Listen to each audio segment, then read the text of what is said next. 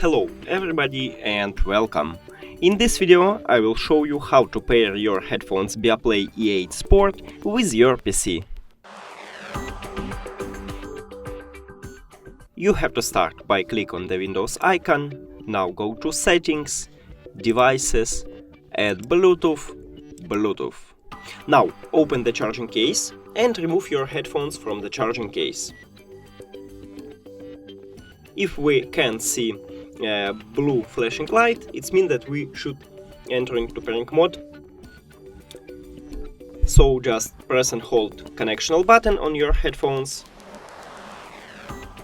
And now we can see blue flashlight.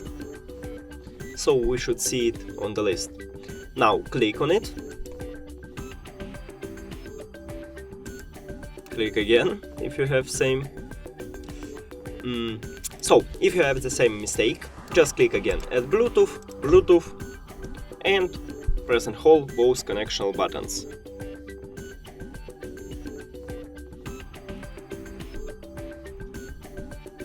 Now click on your headphones, and then click Done. And we did it! Thank you for watching this video. If you found it helpful, please consider subscribing to the channel and leave the like on the video. It's really important to us. See you later!